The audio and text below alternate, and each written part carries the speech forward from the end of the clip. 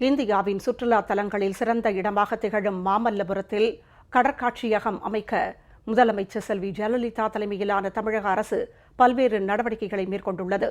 இதற்கான இடங்களை தேர்வு செய்யும் பணிகளும் மும்முரமாக நடைபெற்று வருகின்றன.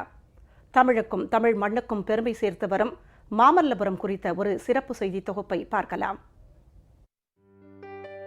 பண்டைய காலத்தில் பல்லவ நாட்டின் முக்கிய துறைமுக நகரமாகவும் கோவில்களின் சொர்க்கம் எனவும் போற்றப்பட்டது மாமல்லபுரம்.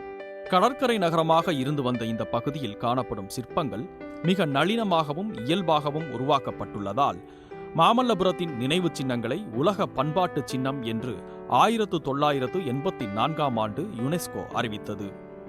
குடவரை கோயில்கள், ஒற்றைக்கல் கோவில்கள் மற்றும் கட்டுமான கோவில்கள் என ஆன்மீகத்தின் சொர்க்கமாக திகழும் மாமல்லபுரத்திற்கு ஆண்டுதோறும் சுற்றுலா பயணிகளின் வருகை அதிகரித்துக் கொண்டே இருக்கிறது. பெரிய பாறை ஒன்றில் முகப்பை மட்டும் செதுக்கி அதன் பின் உள்நோக்கி குடைந்த வகையில் உருவாக்கப்பட்ட கோயில்கள் வரலாற்றில் இடம் பிடித்து தமிழகத்திற்கு பெருமை சேர்த்துள்ளன.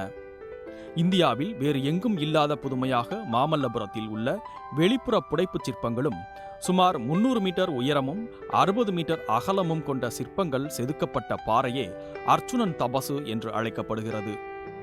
கோவர்த்தன சிற்பத் தொகுதி, அனந்தசயன சிற்பத் தொகுதி, மகிஷாசுர மர்தினி சிற்பத் தொகுதி, வராக சிற்பத் தொகுதி, திருவிக்கிரம சிற்பத் தொகுதி உள்ளிட்டவை அனைத்தும் சிற்பக்கலையில் மகத்துவத்தை எடுத்துரைக்கின்றன. புலிக்குகை, கடற்கரை கோயில்கள் பகுதியில் உள்ள பல சிறு சிறு கட்டுமானங்கள், பல்லவர் காலத்திற்கு பிறகு விஜயநகர அரசர்கள் காலத்தில் கட்டப்பட்ட ஒரு திருமால் கோவிலும் மாமல்லபுரத்தில் அமைந்துள்ளது. சுற்றுலா பயணிகளின் பாதுகாப்பு நலன் கருதி பயணியர் விடுதிகள், தரமான உணவுகள் வழங்கும் ஹோட்டல்கள் உள்ளிட்டவை அமைக்கப்பட்டுள்ளதுடன் 24 மணி நேரமும் போலீசார் ரோந்து பணியில் ஈடுபட்டு வருகின்றனர். ஆண்டுதோறும் டிசம்பர், ஜனவரி மாதங்களில் தமிழக அரசின் சுற்றுலாத்துறை சார்பில் நாட்டிய விழா நடைபெறுவது வழக்கம். முதலமைச்சர் செல்வி ஜெயலலிதா உத்தரவின் பேரில் கடற்கரை காட்சியம் அமைக்க இடங்கள் தேர்வு செய்யப்பட்டு அதற்கான நடவடிக்கைகள் மேற்கொள்ளப்பட்டுள்ளன. இந்தியா மட்டுமல்லாமல் உலகம் முழுவதிலும் இருந்து ஏராளமான சுற்றுலா பயணிகள் மாமல்லபுரத்திற்கு வருகை தருவது தமிழுக்கும் தமிழ் மண்ணுக்கும் என்றுமே பெருமைதான்.